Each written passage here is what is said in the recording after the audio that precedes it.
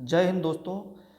आज के इस वीडियो में बात करने से पहले हम लोग बात करेंगे कि जैसा कि आज 23 मार्च है और इस 23 मार्च को हम लोग शहीद दिवस के रूप में मनाते हैं। तो साथियों, मातृभूमि की स्वतंत्रता के लिए अपने प्राणों की आहुति देने वाले अमर बलिदानी भगत सिंह, सुखदेव और राजगुरु के बलिदान दिवस पर उन्हें मैं भावपूर्ण श्रद्धांजलि अर्पित करता हूं। तो साथियों, इन्होंने जो है इन्होंने हमारे लिए क्या नहीं किया। तो इन्होंने अभिव्यक्ति की स्वतंत्रता के लिए अपने आप को फांसी पर चढ़ा लिया और एक हम लोग जो हैं अपनी अभिव्यक्ति की स्वतंत्रता के लिए किसी भी बात को बोल नहीं पाते हैं। तो जैसा कि आज तो इसी अभिव्यक्ति की आज़ादी के लिए, ठीक है, इस आवाज़ को बुलंद रखने के लिए तो अभी हाल ही में आरआरबी एलपी सीबीटी 2 2025 का एग्ज़ाम होना तय हुआ था, जो 19 तारीख को होना था। तो एग्ज़ाम होने से पहले ही कुछ बड़े बड़े सेंटरों में कुछ ऐसी घटिया वाहियात हरकतें पाई गई, ठीक है, जिसमें बच्चों को बहुत सारा नुकसान हुआ। तो दोस्तों, अभी एक बहुत ही एक कटिंग वायरल हो रहा है जिसमें 20-20 लाख रुपए में पास कराने का जो है ठेका लिया गया था, वो भी पटना के एक सेंटर में।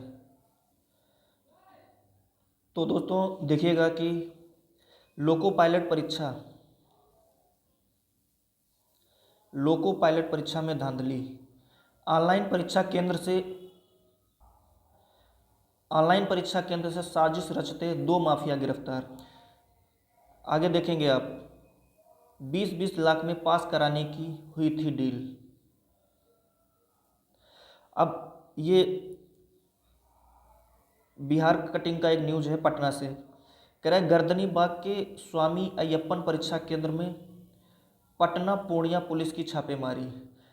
अब देखिए, एलपी सीबीटी 2 19 मार्च को एग्ज़ाम होना तय था। बहुत सारे बच्चे इतना सारा पैसा लगा करके सेंटर तक जाते हैं। बहुत सारे लोग तो सेंटर में बैठे हुए थे, उनका जो है किसी तरीके से उनको कोई एग्ज़ाम हुआ ही नहीं, उनको 3-3 4-4 घंटे एग्ज़ाम में बैठाया गया।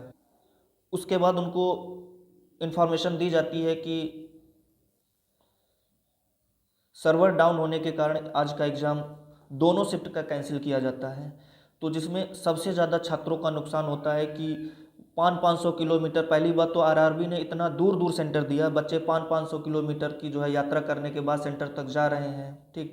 उसके बाद उनको इस तरीके की खबरें आ रही हैं कि एक टीसीएस जैसी इतनी बड़ी संस्था इस एग्ज़ाम को कंडक्ट नहीं करवा पा रही है और हमारे आदरणीय रेल मंत्री जी बोलते हैं कि जो है फेयर एग्ज़ाम हो रहा है। तो उस दिन तक तो कुछ पता नहीं था।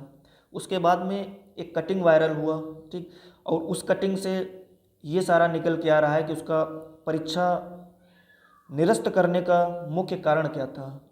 तो उसका जो मुख्य कारण था तो ये आपके सामने है, जो गर्दनी बाग यानी पटना में एक स्थित सेंटर है, उस सेंटर में इस तरीके से जो है धांधली के आरोप पाए गए हैं। तो देखिएगा इनमें क्या क्या है। कह रहा है पटना और पूर्णिया पुलिस ने गर्दनी बाग स्थित स्वामी अय्यप्पन परीक्षा ऑनलाइन केंद्र पर छापेमारी की और इस छापेमारी में कई सारे लोगों को इन्होंने अरेस्ट भी किया हुआ है, ठीक है।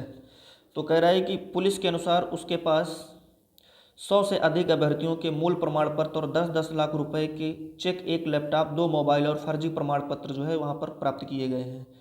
और यहाँ से कह रहा है परीक्षा पास कराने के लिए 20-20 लाख रुपए में डील हुई थी, 2 करोड़ रुपए की उगाही की जानी थी। हालांकि पुलिस ने समय रहते कार्रवाई कर ली। तो ये अब बताइए, टीसीएस जैसे संस्था एग्ज़ाम करा रही है, अब लोगों को भरोसा कहाँ पे रहा है बताइए। ऑनलाइन एग्ज़ाम हो रहा है, रेल मंत्री जी फेयर एग्ज़ाम कराने की बात करते हैं। अब बताइए, भगत सिंह, सुखदेव और राजगुरु के जैसे देश में रहने वाले लोगों की आवाज़ को दबाया और कुचला जा रहा है यहाँ पर, और हम लोग शहीद दिवस भी मना रहे हैं। तो बड़ा चिंता का विषय है इसमें कि सरकार को ठोस और कठोर कदम उठाने चाहिए यहाँ पर। देखिए इसी में क्या है कि 4 महीने बाद गिरफ्तार हुए फरार परीक्षा माफिया। 23 अभ्यर्थियों से एसएससी परीक्षा में भी की थी सेटिंग।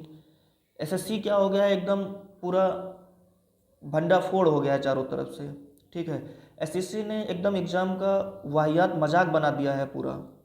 बच्चों के साथ खिलवाड़ करना स्टार्ट कर दिया है एसएससी ने। ठीक है, और देखिए इसी में लिखा है कि आरोपियों ने खुलासा किया है कि एसएससी परीक्षा में 23 अभ्यर्थियों की सेटिंग की गई थी। रोशन और राहुल राज के अलावा इस गिरोह के अन्य सदस्य रोहन यानी रोशन मंडल, प्रिंस पांडे, विवेक और गौरव उर्फ गौतम अभी भी फरार हैं। कह रहे सहरसा में सेंटर खोलने की तैयारी में था रोशन मुखिया। तो इस तरीके से तो रेलवे के एग्ज़ाम में एकदम घटिया और वाहियात मजाक चल रहा है। तो तो दोस्तों ये तो एग्ज़ाम एक तरीके से पूरा उस शिफ्ट की परीक्षाएं कैंसिल हो गई थी। तो जैसे ही नेक्स्ट एग्ज़ाम डेट आती है तो आपको तुरंत सूचना दी जाएगी। ठीक है, जैसे ही हमारा एग्ज़ाम डेट घोषित हो जाएगा तो मैं तो यही कहूँगा कि जल्दी से जल्द एग्ज़ाम डेट घोषित की जाए और हमारा समय भी ना ज़्यादा खराब हो। और जैसे ही एग्ज़ाम की सूचना आएगी तुरंत आपको वीडियो के माध्यम से सारी सूचनाएं जो है आपको बताई जाएंगी। तब तक के लिए जय Hind, thank you very much.